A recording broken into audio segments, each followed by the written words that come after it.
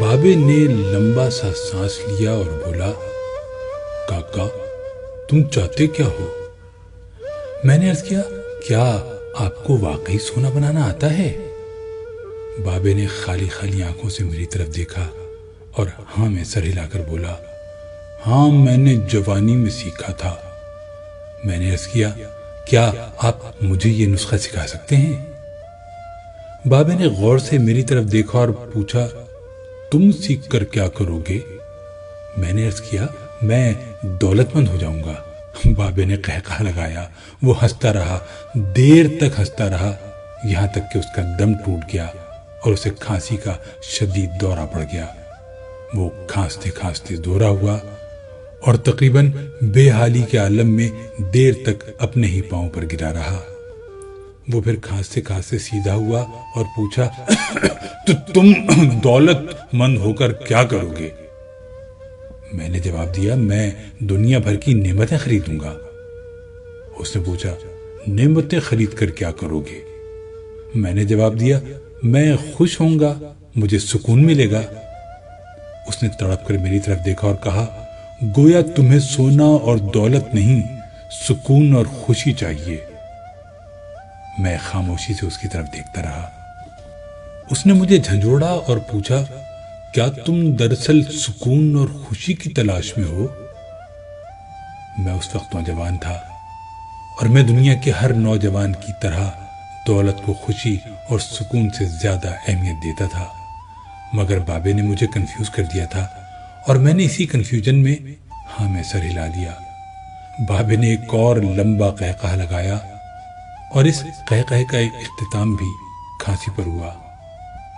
وہ دم سنبھالتے ہوئے بولا، کاکا میں تمہیں سونے کے بجائے انسان کو بندہ بنانے کا طریقہ کیوں نہ سکھا دوں؟ میں تمہیں دولت مند کے بجائے پرسکون اور خوش رہنے کا گر کیوں نہ سکھا دوں؟ میں خاموشی سے اس کی طرف دیکھتا رہا۔ وہ بولا، انسان کی خواہشیں جب تک اس کے وجود اور اس کی عمر سے لمبی رہتی ہیں، یہ اس وقت تک انسان رہتا ہے۔ تم اپنی خواہشوں کو اپنی عمر اور اپنے وجود سے چھوٹا کر لو، تم خوشی بھی پا جاؤ گے اور سکون بھی، اور جب خوشی اور سکون پا جاؤ گے تو انسان سے بندے بن جاؤ گے۔ مجھے بابے کی بات سمجھ نہ آئی۔ بابے نے میرے چہرے پر لکھی تشکیک پڑھ لی۔ وہ بولا، تم قرآن مجید میں پڑھو، اللہ تعالیٰ خواہشوں میں لتھڑے لوگوں کو انسان کہتا ہے اور اپنی محبت میں رنگے خواہشوں سے آزاد لوگوں کو بندہ۔ بابے نے اس کے بعد کامران کی بارہ دری کی طرف اشارہ کیا اور بولا، اس کو بنانے والا بھی انسان تھا، وہ اپنی عمر سے لمبی اور مضبوط عمارت بنانے کے خبر میں مبتلا تھا۔ وہ پوری زندگی دولت بھی جمع کرتا رہا، مگر اس دولت اور عمارت نے اسے سکون اور خوشی نہ دی۔ خوش میں ہوں اس دولت مند کی گری پڑی بارہ دری میں برستی بارش میں بے امان بیٹھ کر۔ میں نے بے صبری سے کہا، اور میں بھی۔ اس نے قہقہ لگایا اور جواب دیا، نہیں تم نہیں، تم جب تک تانبے کو سونا بنانے کا خبت پالتے رہو گے، تم اس وقت تک خوشی سے دور بھٹکتے رہو گے، تم اس وقت تک سکون سے دور رہو گے۔ بابے نے اس کے بعد زمین سے چھوٹی سی ٹہنی توڑی اور فرش پر رگڑ کر بولا، لو میں تمہیں انسان کو بندہ بنانے کا نسخہ بتاتا ہوں۔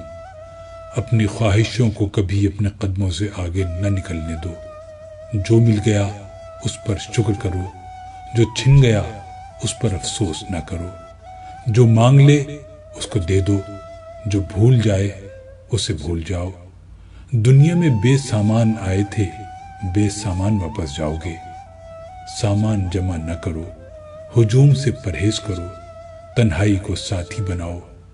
مفتی ہو تب بھی فتویٰ جاری نہ کرو، جسے خدا ڈھیل دے رہا ہو اس کا کبھی احتساب نہ کرو۔ بلا ضرورت سچ فساد ہوتا ہے، کوئی پوچھے تو سچ بولو، نہ پوچھے تو چپ رہو۔ لوگ لذت ہوتے ہیں اور دنیا کی تمام لذتوں کا انجام برا ہوتا ہے۔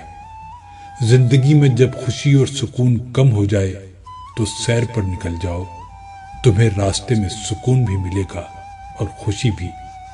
دینے میں خوشی ہے، وصول کرنے میں غم۔ دولت کو روکو گے تو خود بھی رک جاؤ گے، چوروں میں رہو گے تو چور ہو جاؤ گے۔ سادھو میں بیٹھو گے تو اندر کا سادھو جاگ جائے گا۔ اللہ راضی رہے گا تو جگ راضی رہے گا، وہ ناراض ہوگا تو نعمتوں سے خوشبو اڑ جائے گی۔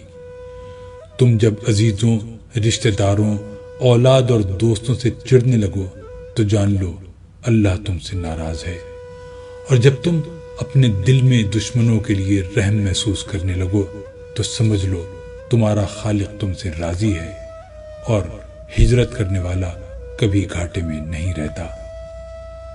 بابے نے ایک لمبی سانس لی، اس نے میری چھتری کھولی، میرے سر پر رکھی اور فرمایا، جاؤ، تم پر رحمتوں کی یہ چھتری آخری سانس تک رہے گی۔